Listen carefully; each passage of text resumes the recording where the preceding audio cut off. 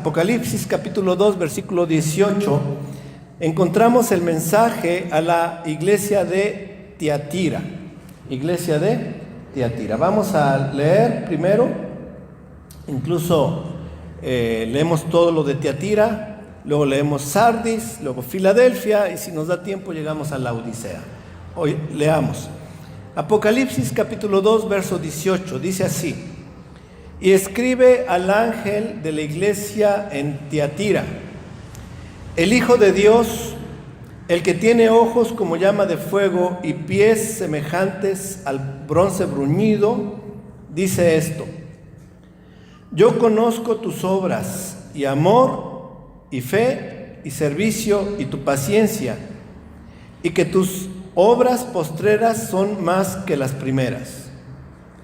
Pero tengo unas pocas cosas contra ti, que toleras que esa mujer Jezabel, que se dice profetiza, enseñe y seduzca a mis siervos a fornicar y a comer cosas sacrificadas a los ídolos.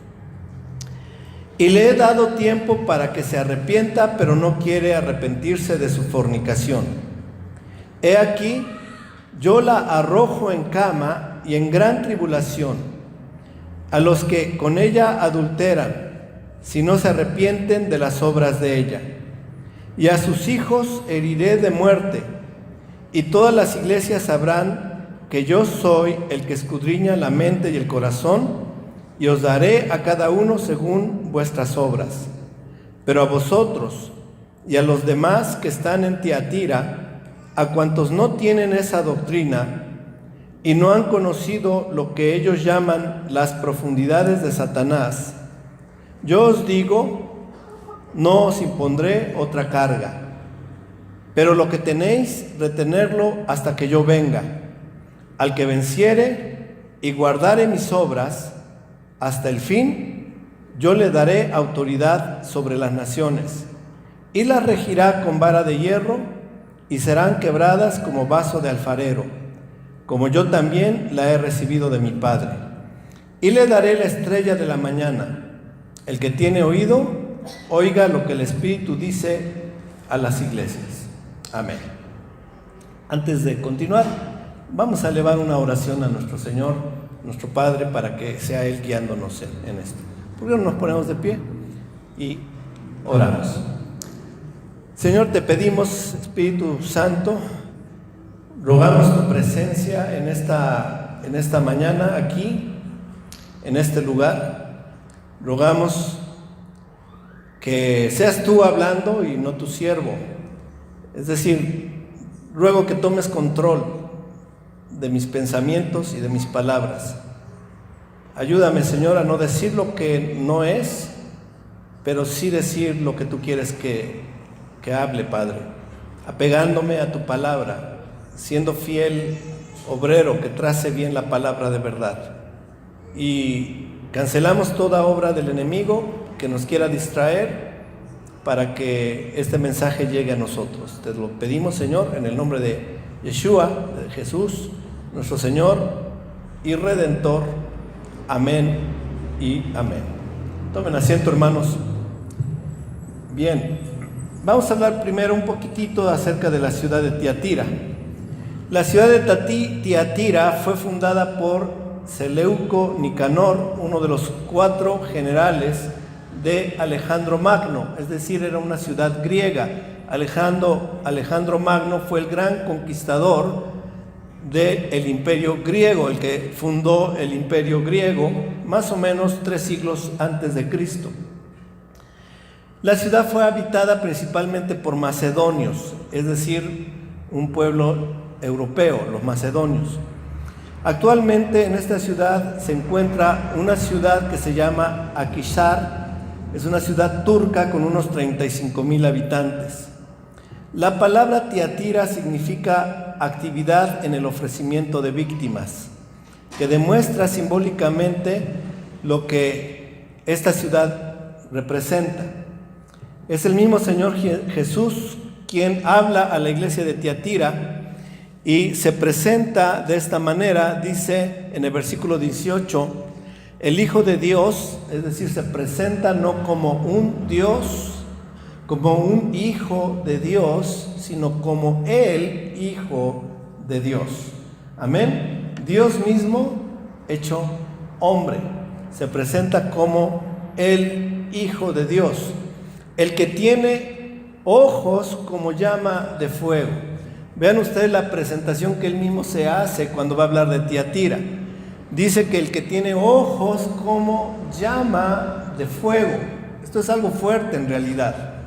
A lo mejor no lo notamos, pero es algo bastante fuerte, porque precisamente el enojo del Señor en contra de lo que estaba pasando en Tiatira es demostrado por esos ojos como llama de fuego, unos ojos consumidores, ¿verdad?, que alumbran y que no permiten que nada quede en oculto.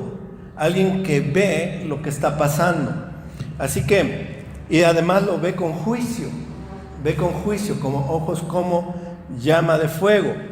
Dice entonces así, y pies semejantes al bronce bruñido. Interesante que después de describir la mirada de Jesús escudriñando y juzgando lo que está pasando, también hace mención de los pies como bronce bruñido. Había algo en el templo que era de bronce, porque los demás utensilios eran de madera forrada de oro. ¿Qué era lo que había en el templo que era de bronce? Ustedes recordarán. Justamente el altar de bronce. El altar es el lugar del juicio del pecado. El altar de bronce era el lugar del sacrificio por causa de la ira de Dios en contra del pecado, el cual era tomado por un becerro, por un carnero, por una oveja que era sacrificado. Así que estamos hablando del lugar de juicio, del lugar de sacrificio. Estas dos descripciones ya nos dan bastante idea de lo que ahora va a hablar. Sin embargo, Jesús siempre actúa de una manera muy bondadosa. Es increíble, verdaderamente increíble la bondad que Dios tiene, que Jesús, nuestro Señor, tiene. Él es Dios, para con nosotros aún en nuestras condiciones más alejadas de Él. A veces estamos bien mal, andamos bien en el pecado, nos hemos enfriado, no tenemos ganas de orar, no tenemos ganas de leer la Biblia, no tenemos ni ganas de ir a la iglesia. Somos sí creyentes, pero pasamos por ese tiempo de alejamiento y de muchas veces inducido por el propio pecado que estamos permitiendo en nuestra vida. Así que pasamos por ese tiempo, y a pesar de pasar por ese tiempo, nunca oímos palabras del Señor hablándonos, diciéndonos: pecador, arrepiéntate, te voy a golpear, te voy a aplastar. No, ¿verdad? No lo hace. Siempre lo hace de una manera tierna y amorosa. De hecho, la iglesia de Tiatira es una de las 7 que mayor pecado ha cometido, incluso más que la iglesia de Pérgamo, porque en la iglesia de Pérgamo había los que estaban siguiendo la doctrina de Balaam, ¿se acuerdan? Pero en la Biblia Balaam solo influía para que los demás pecaran, pero la iglesia de Tiatira es todavía más, en un nivel más alto de influencia en la iglesia, porque el espíritu que se estaba moviendo en la iglesia de Tiatira, como ya lo leímos, es el espíritu de Jezabel. Era otra cosa mayor. Si usted conoce la historia bíblica, sabe que Balaam fue un profeta vendido al mal, que quiso influir para hacer mal al pueblo de Dios. Pero Jezabel fue reina sobre Israel e influyó, incluso estableciendo el servicio a los Baales como religión oficial de Israel. Es decir, y quiso acabar con todos los profetas de Dios, mató a una gran cantidad de profetas. Así que el nivel de Jezabel es superior en maldad, en apostasía, que lo de Balaam. Así que Tiatira es una iglesia bastante por decirlo así, problemática ya, metida en problemas espirituales enormes, pero no le habla mal. Al contrario, vean el inicio del mensaje a la iglesia de Tiatira. Dice, verso 19, yo conozco tus obras y amor y fe y servicio y tu paciencia, y que tus obras postreras son más que las primeras. Y casi que los de Tiatira hubieran querido decir ahí, amén, gloria a Dios, ahí se acaba la carta para Tiatira, ¿verdad? Porque ahí habló cosas buenas de la iglesia. Está hablando de una iglesia que realmente tiene un buen testimonio, por lo menos de algunos de ellos, porque dice, conozco tus obras, amor, ese amor ágape que había en la iglesia, la fe, el servicio. Esta iglesia se caracterizaba por ser una iglesia que servía, paciencia, una iglesia que era paciente, y que tus obras postreras son más que las primeras, una iglesia en donde las primeras obras que hizo fueron superadas por las obras postreras. Así que casi aquí podríamos imaginarnos una iglesia modelo, ¿no? Una iglesia llena de amor y de buenas obras, casi una iglesia modelo. Pero hay un problema en un segmento de la iglesia, y un problema bien grave. Vamos a leerlo. Dice ahí, pero tengo unas pocas cosas contra ti.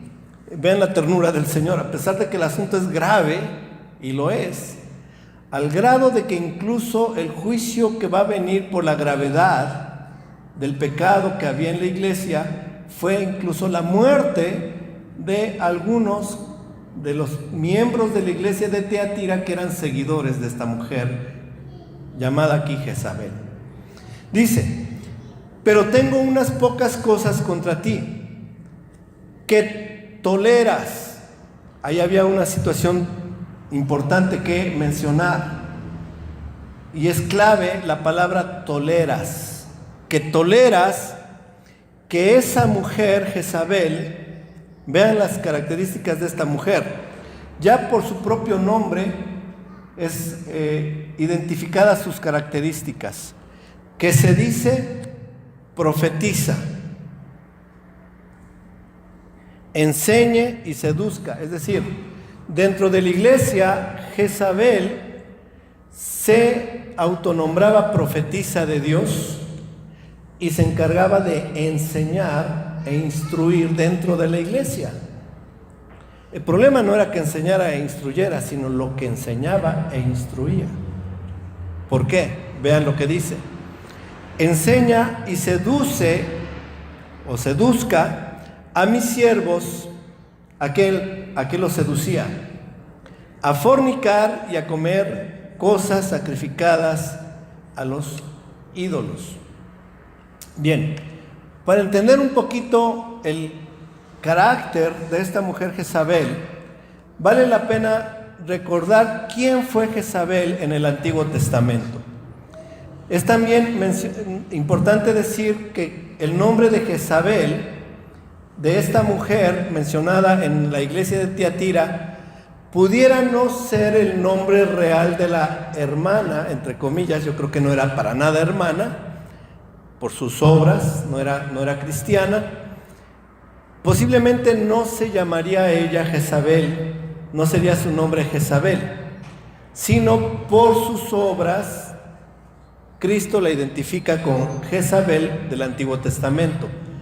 Algunos comentaristas bíblicos opinan que es muy probable que la mujer sí se llamara Jezabel, pero que al mismo tiempo ella era una mujer con el espíritu de la Jezabel del Antiguo Testamento. O sea que las dos cosas estaban en esta mujer.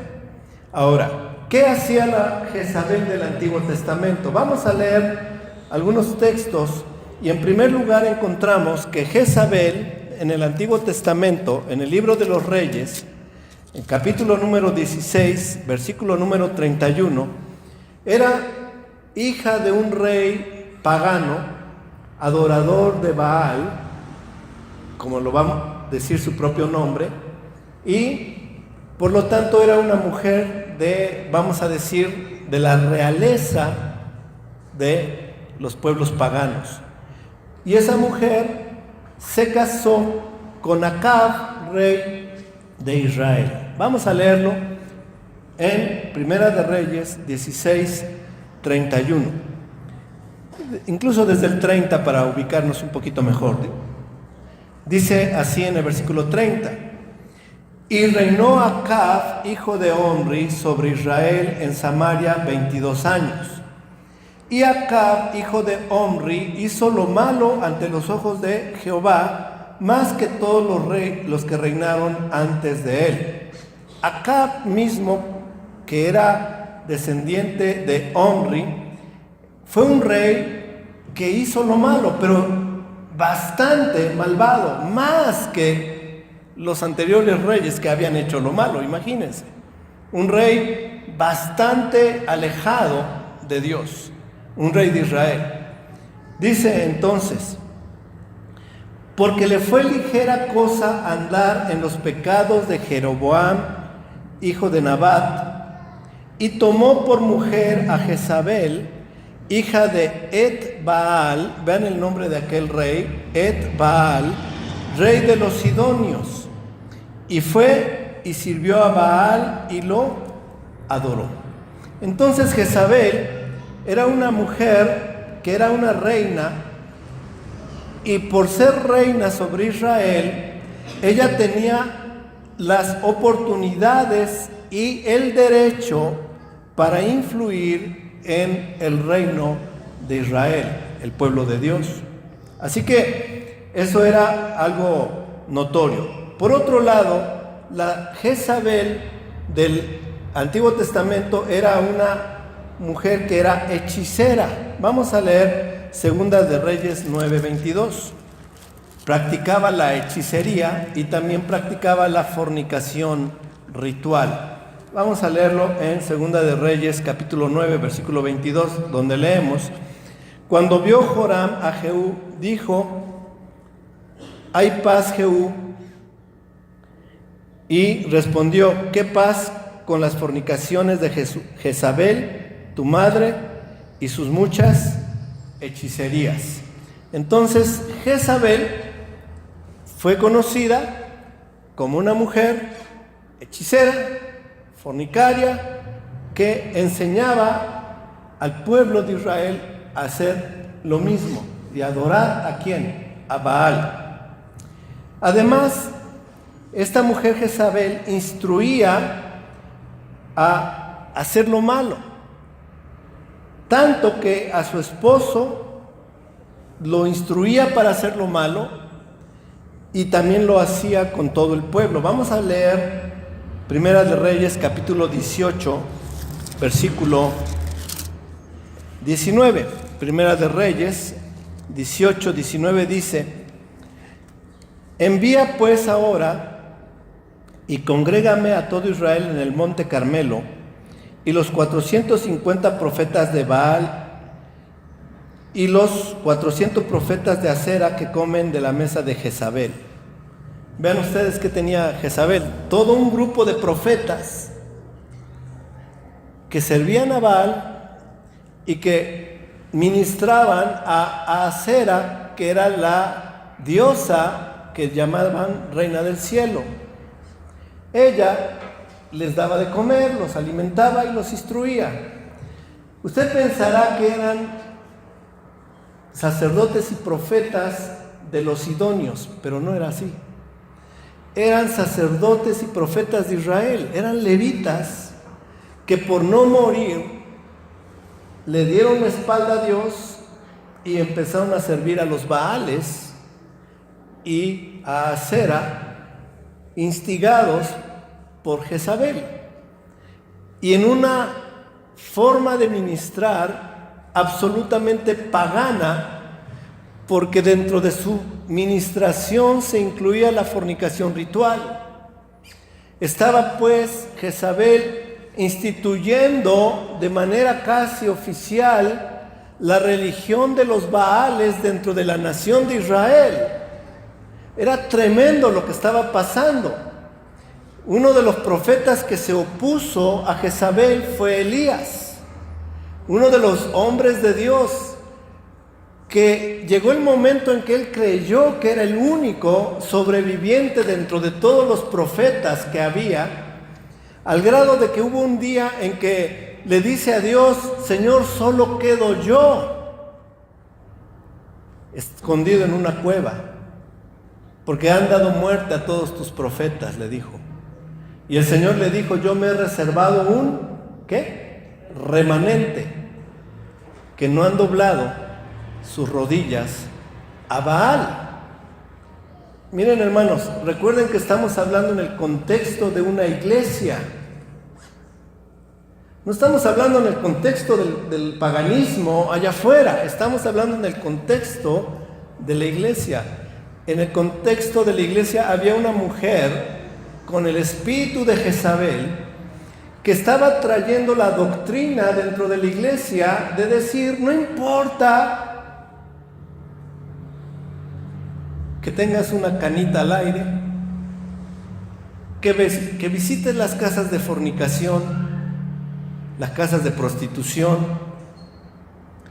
porque tú eres salvo por gracia y vas a ir al cielo. Es esa doctrina que lleva a una enseñanza del cristianismo de que solo se trata de ir al cielo. Se ha reducido el cristianismo y el mensaje del evangelio hoy día al mensaje de se trata de ir al cielo. De eso es de lo que se trata el evangelio de Jesucristo. Nuestro mensaje muchas veces en las campañas de predicación del evangelio en las calles es: Dios te ama, pecador. Dios quiere que vivas una vida plena. Dios quiere que tus problemas se resuelvan. Ven a Jesús y serás salvo, tú y tu casa. Ese tipo de mensaje en donde estamos presentando un evangelismo light, donde no importa cómo vivas, mientras seas cristiano, no hay problema, vas a ir al cielo. Hermanos, es verdad que si tú eres cristiano genuino, porque tuviste un tiempo de arrepentimiento real, genuino, delante de Dios, arrepentido de tus pecados, es absolutamente un mensaje genuino que tú tienes el cielo, porque Cristo ya pagó. Ya dio su vida por ti. Pero el hecho es que el cristiano genuino cambia su vida. No porque cambiando su vida va a ganar el cielo, no. La evidencia de un cristianismo genuino en el corazón de una persona es el cambio que el Espíritu Santo produce en la vida del creyente, de tal manera que empezamos a odiar lo malo, el pecado. Empezamos a rechazar. No quiere decir que no llegamos a caer, pero cuando caemos nos sentimos avergonzados de haber caído y haber pecado. El cristianismo genuino es un camino angosto, no es el camino amplio por el cual muchos van. Jesús dijo: entrar por la puerta estrecha, porque angosto es el camino. Y no se trata de que entremos por la puerta estrecha y luego elijamos cuál camino seguir, si el camino angosto o el camino ancho. No, si tú entraste por la puerta angosta, lo que está delante de la puerta estrecha es el camino angosto, no hay otro camino. Si tú no entraste por la puerta estrecha, sino por la puerta grande, la amplia, que se describe también en el texto del Evangelio, donde Jesús dice que amplia es la puerta y el camino que lleva a la perdición. Si entraste por la puerta amplia, porque hiciste una oración de fe. Un día dijiste, alguien te llevó el evangelio y te dijo, recibe a Cristo haciendo esta oración de fe, y tú dijiste, sí, yo quiero ser salvo, voy a recibir a Cristo en mi corazón, tú dime cómo debo hacerlo, y la persona te dice, mira, solo repite después de mí: Señor Jesús, yo me arrepiento de mis pecados. Señor, yo me arrepiento de mis pecados. Abro la puerta de mi corazón, entra en él, Señor, entra en él, Señor. Gracias, Cristo, ahora soy salvo. Gracias, Cristo, ahora soy salvo. Felicidades, ya eres salvo. Pero hiciste una oración, en realidad, solo emocional. Es decir, te llevó la emoción, el momento. No hubo una conciencia, no hubo una genuina fe, una fe que transforma tu ser, una fe que te lleva a ver la vida desde una perspectiva bien diferente. Ya no es igual, tu vida ya no es igual. Sabes que antes como pecador estabas perdido, ahora has sido objeto de la gracia de Dios. Dios te ha perdonado, Dios te ha lavado, Dios te ha limpiado. Si has cruzado por la puerta angosta, el camino que sigue, la puerta estrecha, el camino que sigue es el angosto. Una forma en que tú sabes que realmente cruzaste por la puerta estrecha es que el camino que estás siguiendo es angosto. No te permite salirte, porque es angosto.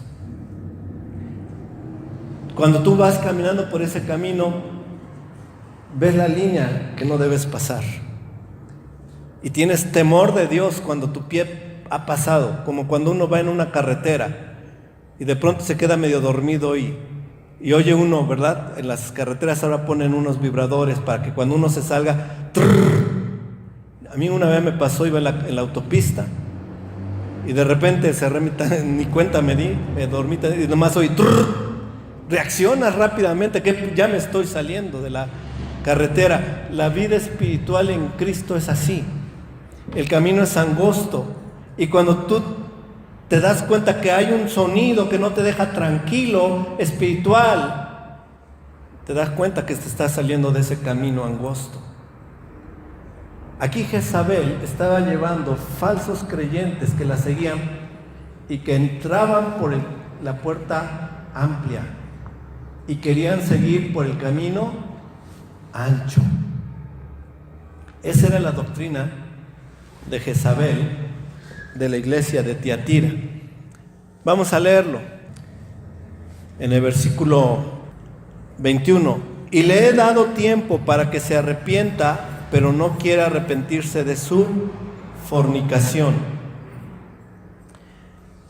La influencia de esta mujer, Jezabel, no sabemos si era su nombre verdadero, pero tenía el espíritu de Jezabel, es que ella enseñaba a practicar obras abominables, fornicación ritual, hechicerías, comer de lo sacrificado a los ídolos, a la iglesia, dentro de la iglesia, porque existe la posibilidad que, al igual que la Jezabel del Antiguo Testamento, la Jezabel de Tiatira podría haber sido una mujer rica, una persona posiblemente descendiente de la nobleza de la ciudad, y muy probablemente pocos en la iglesia se atrevían a reprenderla y a detenerla. Es muy probable que por eso vino la tolerancia. ¿Se acuerdan que dice ahí, tengo unas cosas contra ti que toleras? Hay ciertas personas en la iglesia que andan en el pecado, andan influyendo en cosas de pecado y son toleradas, y Jesucristo está indignado, con ojos como de fuego, como de llama de fuego, por ello en la iglesia. El castigo vino tanto a la Jezabel del Antiguo Testamento como a la Jezabel de Apocalipsis en la iglesia de Tiatira. Ella murió, fue arrojada desde una ventana, la Jezabel del Antiguo Testamento, fue arrojada de una ventana, cayó, murió, y en lo que fueron a avisar y demás, los perros comieron su carne. Es lo que nos narra el libro de Segunda de Reyes.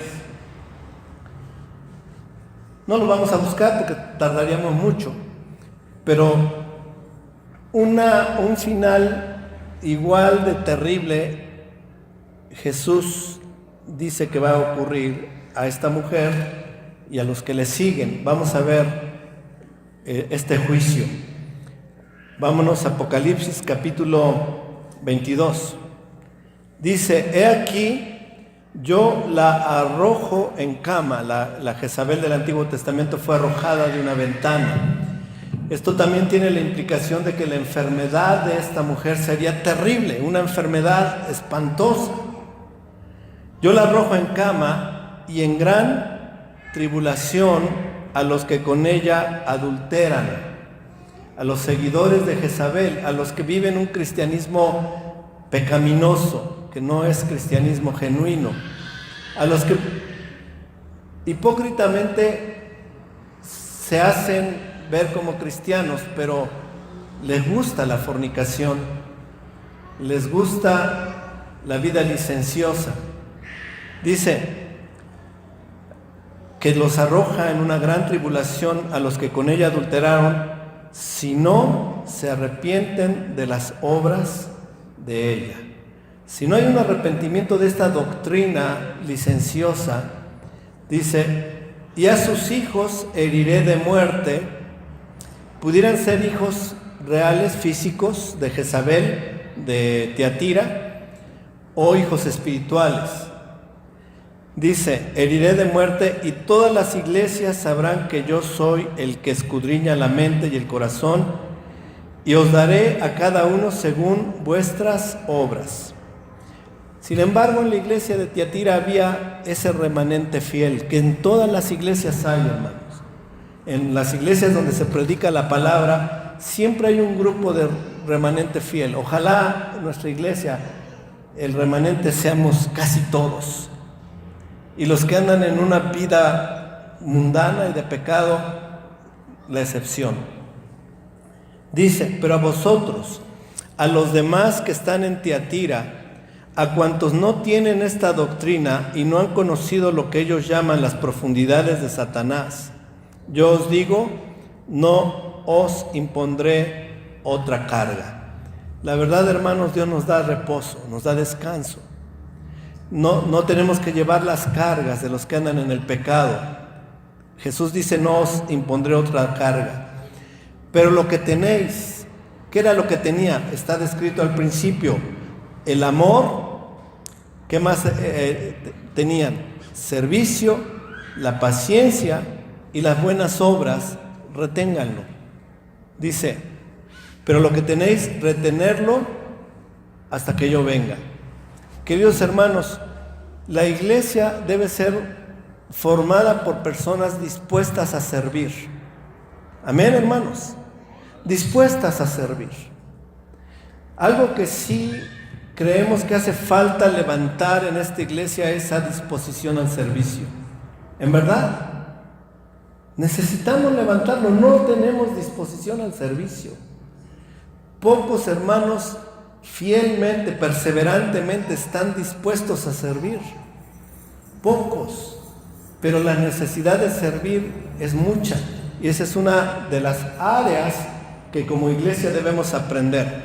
Dice, versículo 26, al que venciere y guardare mis obras hasta el fin, yo le daré autoridad sobre las naciones.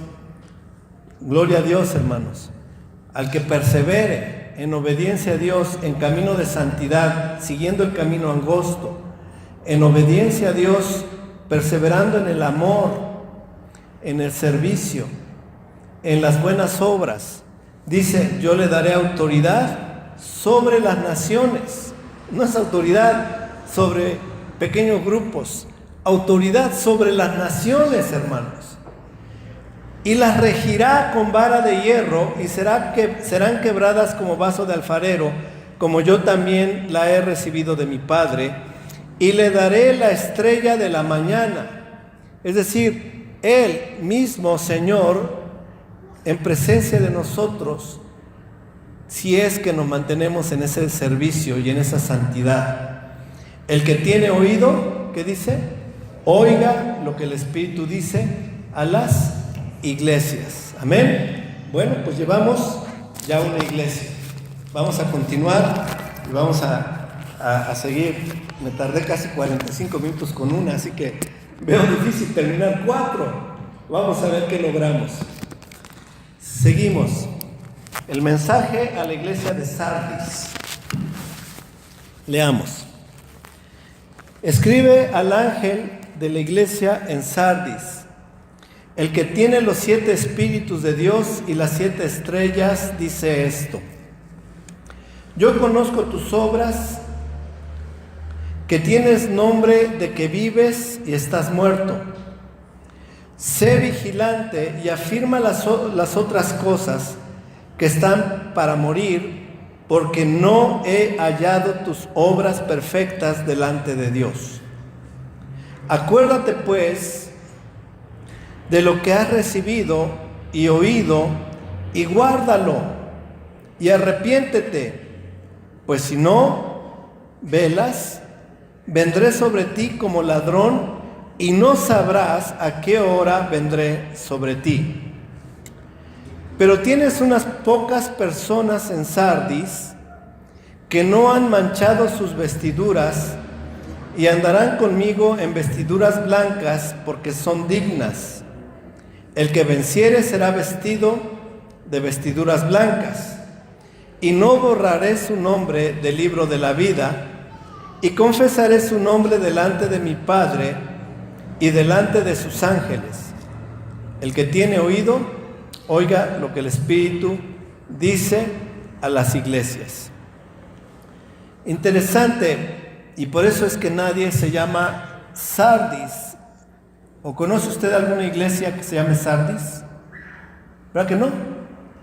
Porque nadie quiere llamarse Sardis. De hecho, la iglesia de Tiatira, con todo y el problema que había en la iglesia con la mujer Jezabel, el Señor la alaba diciendo: yo conozco tu paciencia, yo conozco tu fe, tu amor. Pero de Sardis, en realidad no hay una alabanza. Es la única iglesia de las 7 que no es alabada. Y dice: yo conozco tus obras. Y la descripción que da de Sardis explica por qué no es alabada. Que tienes nombre de que vives, ¿y qué? ¿Estás qué? Muerto. ¿Qué significa esto? ¿Por qué el Señor nos da mensajes tan complicados? Como en clave, ¿no? Alguno quisiera decirle al Señor: Señor, escríbenos no tan complicado, por favor. Que tus mensajes sean más claros, por favor. Pero ¿qué sucede? Que el Señor le gusta hablarnos así. Dice el Señor que los entendidos resplandecerán como la luz de la aurora que va en aumento. Tenemos que ser entendidos de la palabra para que la luz resplandezca en nuestros corazones. Tienes nombre de que vives. La Biblia habla de que hay personas que están muertos, ¿sí o no? Muertos en delitos y pecados. Amén. Muchas personas que están muertas. De hecho, hay una porción de la Escritura en el profeta Elías que habla de los huesos secos. Pero no es una visión en un cementerio donde los huesos afloraron y el profeta estaba viendo a los huesos aflorando y secos. No. Lo que estaba viendo era personas. Por cierto, de los que se llamaban pueblo de Dios. Pero ¿cómo están estas personas? Dice Elías, estaban secos en extremo. No había ni una poquita de carne en esos huesos. Y conste que estamos diciendo dentro de los que se llamaban pueblo de Dios. Personas que sin embargo están muertas. ¿En qué? Según la Biblia, delitos y pecados, muertos espiritualmente.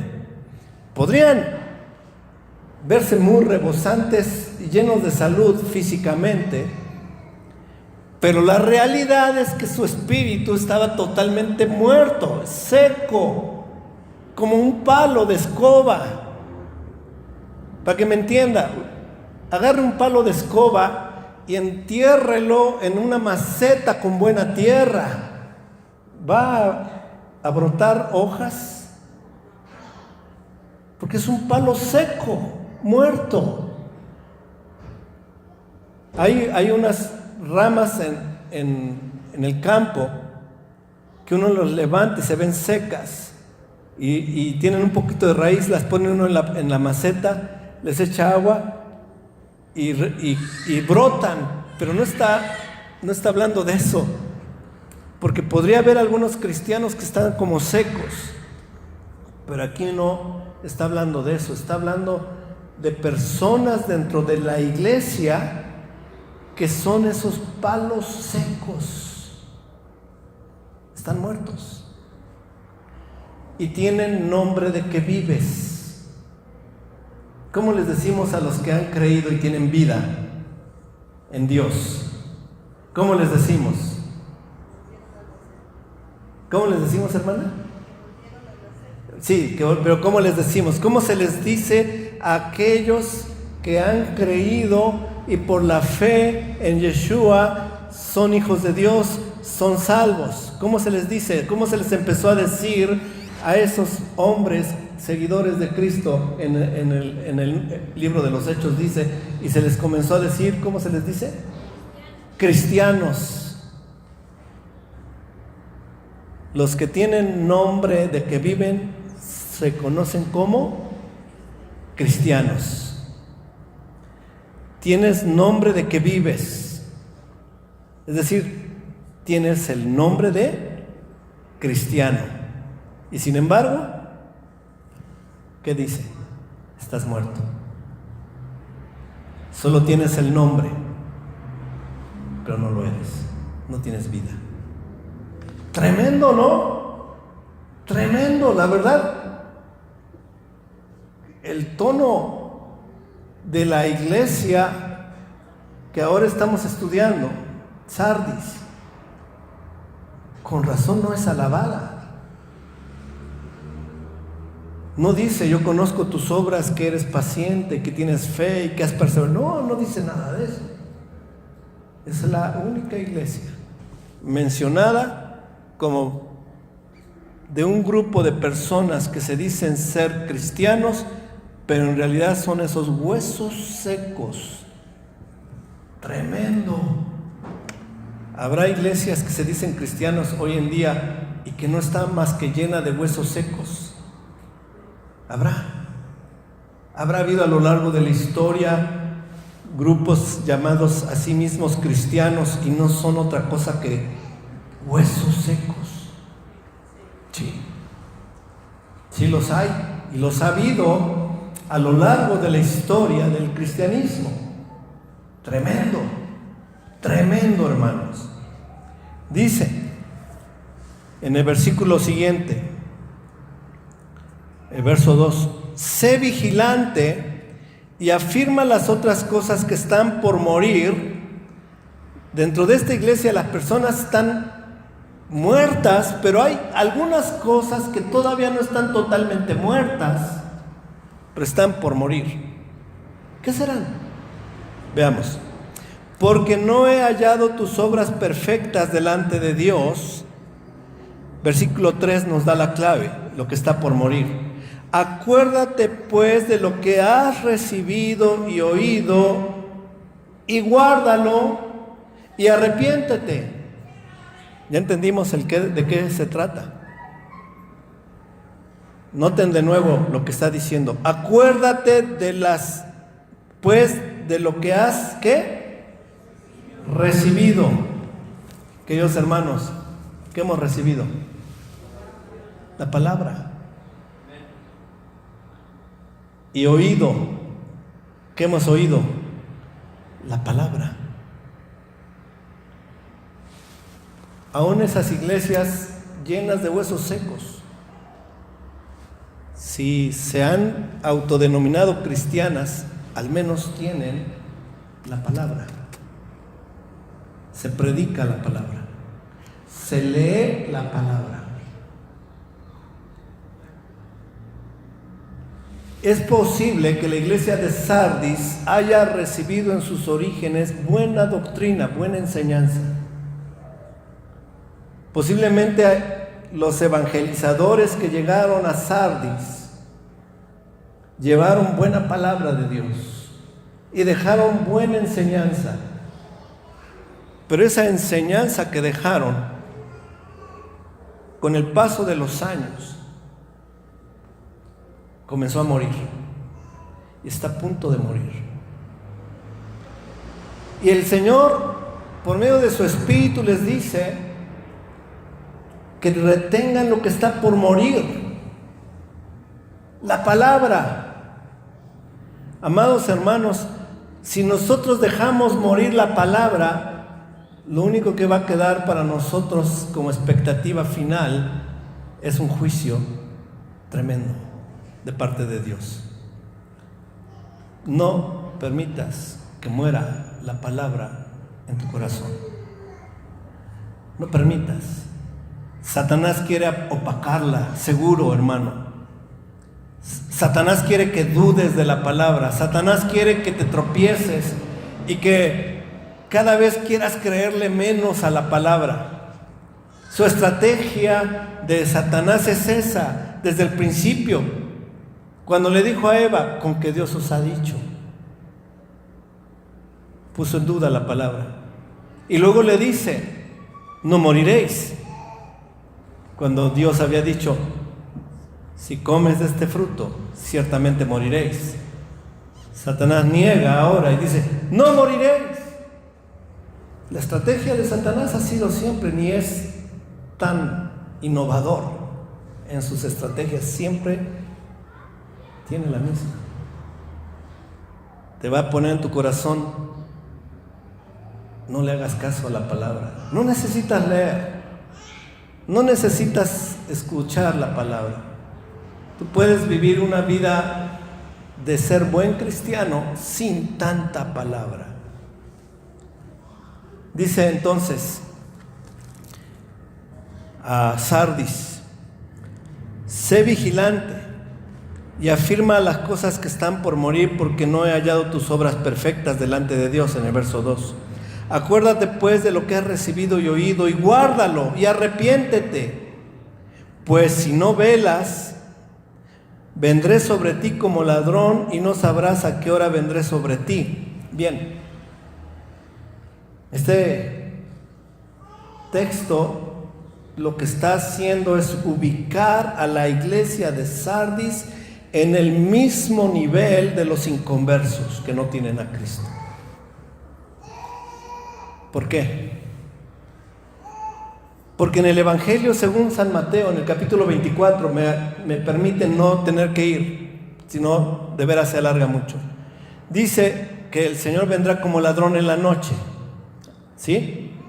Que su segunda venida será como ladrón en la noche, que cuando todos digan paz, vendrá sobre ellos destrucción repentina, como en los días de Noé. Todo eso está ahí. Luego el apóstol San Pablo, no Juan, Pablo, es que estamos leyendo la de Juan, por eso tengo muy en mente a Juan, pero fue Pablo. Pablo dice, escribiendo a las iglesias, dice, pero vosotros no estáis en oscuridad como los que no tienen esperanza. De modo que no nos sorprenda como ladrón en la noche. ¿Qué quiso decir? ¿A quiénes va a sorprender la venida de Cristo en juicio como ladrón en la noche que no esperas que va a llegar? A los incrédulos, a los paganos, a los infieles, a los inconversos. Pero los que son creyentes no estamos en oscuridad para que aquel día nos sorprenda como ladrón en la noche, puesto que conocemos las señales. Sabemos que cuando la higuera brote, Él está cerca. Sabemos que hay profecías que se van a cumplir y que sabemos que cuando veamos que estas cosas sucedan, debemos entender que Él está a las puertas. ¿Sí o no? Todo eso dice el Señor. Él no nos va a sorprender a los que somos entendidos, porque hemos recibido el mensaje del Evangelio, lo hemos creído, lo hemos abrazado y lo vivimos.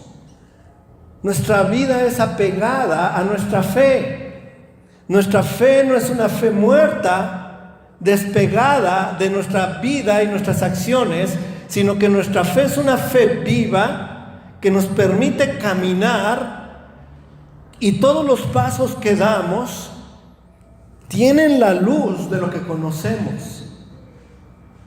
Nos guiamos por la bendita palabra de Dios y por la esperanza que Él nos ha dado por medio de sus promesas. Así que, queridos hermanos, a nosotros no nos va a sorprender como ladrón, pero a los de Sardis, dice. Y recuerden, Sardis no es más que un prototipo de iglesias a lo largo de la historia. A los de Sardis dice, acuérdate pues de lo que has recibido y oído, acuérdate de la santa palabra de Dios, de la ley de Dios, y guárdalo y arrepiéntete, haz teshuvá, arrepentimiento genuino.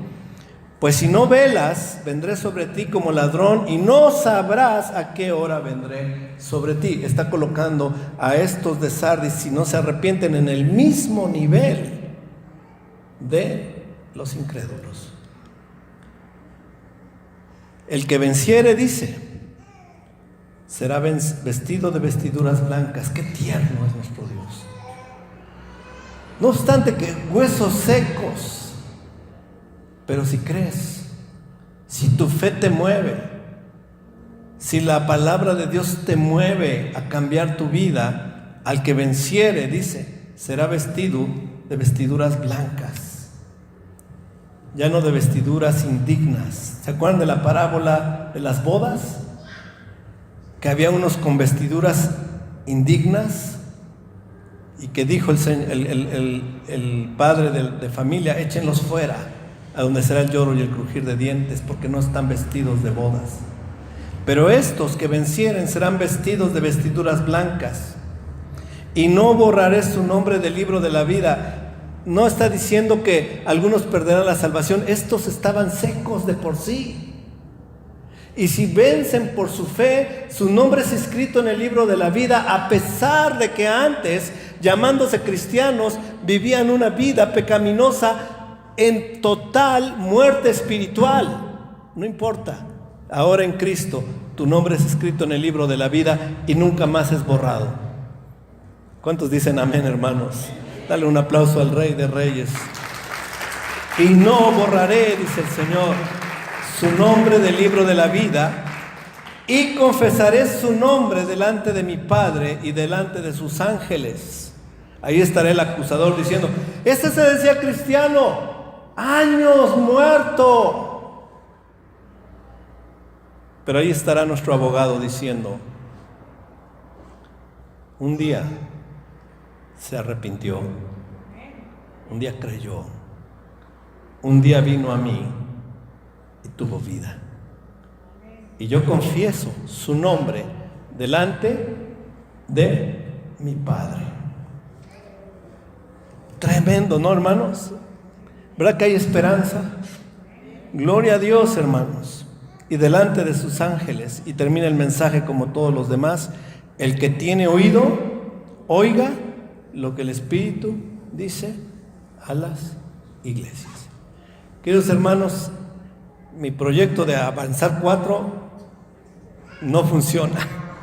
Lo dejamos en 2, porque está tremendo lo que el Señor nos está hablando. Así que tenemos Tiatira, el cristianismo light, vidas pecaminosas. Somos salvos, pero andamos en pecado, no importa. Nos arrepentimos y ya, seguimos. O muertos totalmente, espiritualmente, sin vida, huesos secos, palos de escoba. Pero hay esperanza. El que se arrepienta, no borraré su nombre del libro de la vida, y lo confesaré delante de mi Padre y delante de sus ángeles, dice el Señor. Vamos a ponernos de pie, vamos a orar.